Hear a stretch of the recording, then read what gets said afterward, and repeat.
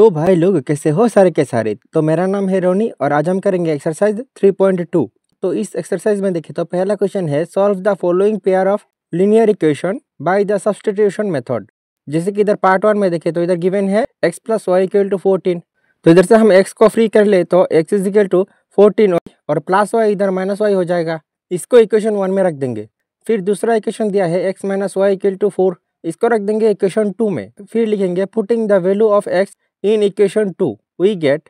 तो देखिए तो इक्वेशन 2 है ये वाला, इधर x के जगह पे x का वैल्यू रखेंगे। इक्वेशन 1 में x का वैल्यू क्या है, x is equal to 14 minus y, तो x के बदले 14 माइनस वाई और इधर 14 तो एज इट इज और माइनस वाई मिलके माइनस 2y इक्वल टू 4 और माइनस 2y इक्वल टू 4 और 14 इधर रखे माइनस 14 हो जाएगा और y इक्वल टू 4 से 14 माइनस करेंगे तो माइनस 10 और माइनस 2 नीचे आ जाएगा।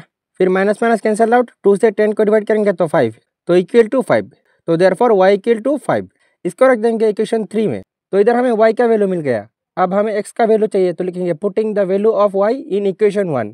तो इधर इक्वेशन 1 में देखें तो x is equal to 14 minus y equal to 14 minus y का वैल्यू निकला है 5, तो इधर 14 माइनस 5 मतलब 9। वैसे इस तरीके से इसका पार्ट 2, पार्ट 3, पार्ट 4।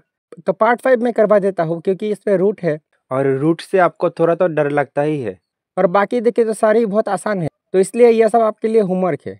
तो पार्ट 5 में पहले लिखेंगे given √2x plus √3y equal to 0। तो इधर से x को फ्री करेंगे तो x is equal to √3y हो जाएगा माइनस √3y डिवाइडेड बाई √2 नीचे आ जाएगा। इसको रख देंगे इक्वेशन 1 में। फिर एक और इक्वेशन दिया है √3x minus √8y equal to 0, इसको रख देंगे इक्वेशन 2 में। फिर वैसे ही लिखेंगे putting the value of x in equation 2 we get √3x के बदले माइनस √3y डिवाइडेड बाई √2 और बाकी सब एज इट इज। और अब देखो तो इसमें भी y है, इसमें भी y है, तो y को कॉमन लेंगे तो ब्रैकेट इधर बचेगा √3 इंटू माइनस √3 और नीचे होगा √2 और माइनस इधर रहेगा √8 ब्रैकेट क्लोज इक्वल टू 0। अभी देखो तुम्हें ये सब सॉल्व करने की ज़रूरत नहीं, क्योंकि और y इज इक्वल टू लिख सकते हैं 0 डिवाइडेड बाई ये सब नीचे आ जाएगा और 0 के नीचे कुछ भी रहे आंसर तो 0 ही होगा, तो इक्वल टू 0। तो देयरफॉर y इक्वल टू 0, इसको रख देंगे इक्वेशन 2 में। तो इधर y का वैल्यू मिल गया, x का वैल्यू के लिए लिखेंगे putting the value of y in equation 1 we get. Equation 1 में देखे तो x is equal to minus √3 y के बदले 0 divided by √2 equal to minus √3 into 0 मतलब कि 0 डिवाइडेड बाई √2 और 0 के नीचे कुछ भी हो जाए आंसर तो 0 ही होगा, तो इक्वल टू 0। तो therefore x is equal to 0, तो मतलब y इक्वल टू भी 0 है, x इज इक्वल टू भी 0 ही है। उसके बाद क्वेश्चन नंबर 2 में देखें तो इधर है solve 2x plus 3y is equal to 11 and 2x minus 4y is equal to minus 24 and hence find the value of m for which y equal to mx plus 3। तो इधर पे देखें तो इस क्वेश्चन में हमें ये वाला इक्वेशन और ये वाला इक्वेशन से x और y का वैल्यू मिल जाएगा। फिर x और y का वैल्यू इधर पुट करेंगे तो m का वैल्यू निकल जाएगा। तो x और y का वैल्यू के लिए लिखेंगे given 2x plus 3y equal to 11, x is equal to 11 और 3y हो जाएगा माइनस 3y डिवाइडेड बाई 2, इसको रख देंगे इक्वेशन 1 में। और दूसरा इक्वेशन दिया है 2x minus 4y equal to minus 24। फिर तो हम वैसे ही लिखेंगे putting the value of x in equation 2। तो इक्वेशन 2 में देखे तो 2 इंटू एक्स का वैल्यू है 11 minus 3y divided by 2 minus 4y is equal to minus 24।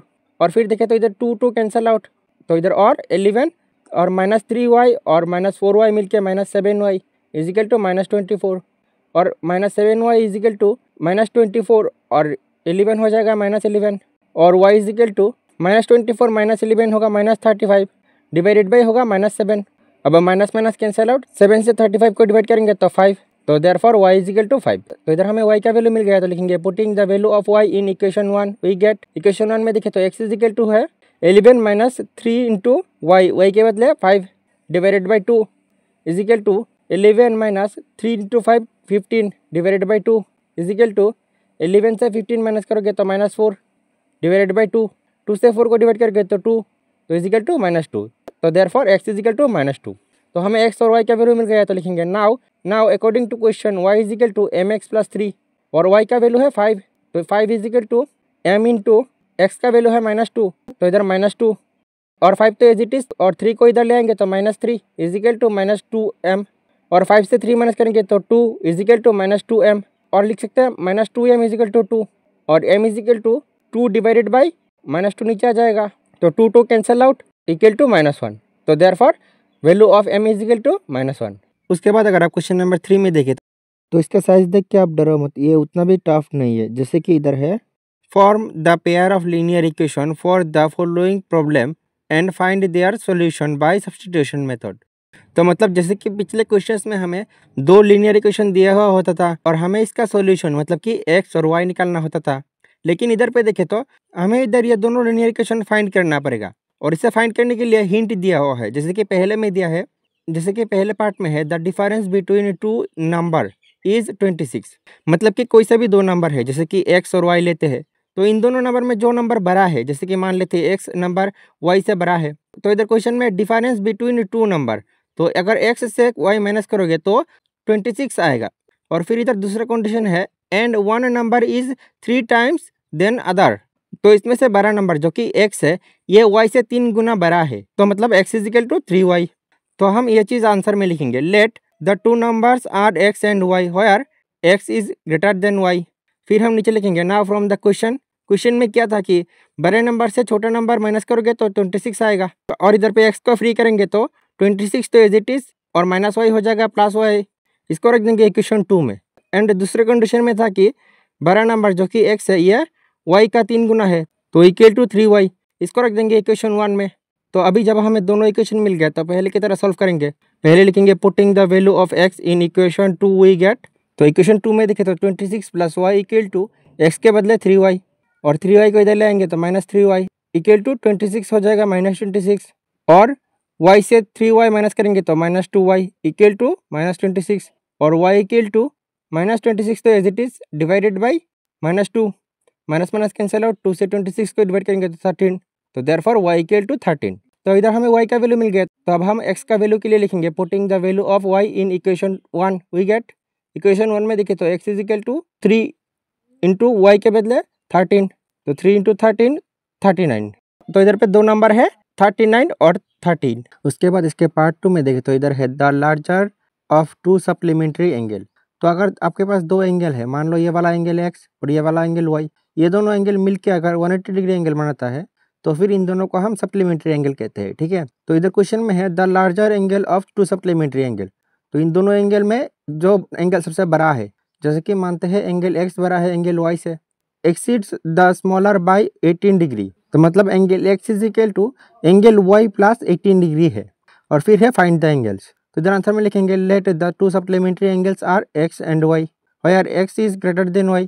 तो फिर सो अकॉर्डिंग टू क्वेश्चन, क्योंकि x और y सप्लीमेंट्री है तो मतलब angle x plus angle y को जोड़ दिया तो 180 डिग्री एंगल मिलेगा।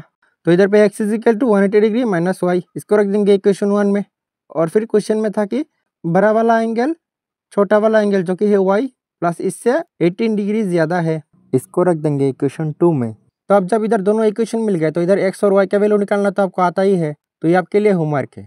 तो अभी इस क्वेश्चन के पार्ट 3 को देखें, तो इस तरीके का सेम क्वेश्चन हमने पिछले एक्सरसाइज में भी किया था, तो इसीलिए मैं ये वाला सॉल्व नहीं करता, आपके लिए छोड़ देता हूँ। अच्छा, मैं थोड़ा हिंट दे देता हूँ, जैसे कि इधर है बॉल और बैट, वैसे ही उस एक्सरसाइज में एक क्वेश्चन था जिधर था पेन और पेंसिल। अब इससे ज़्यादा मैं नहीं बताऊँगा,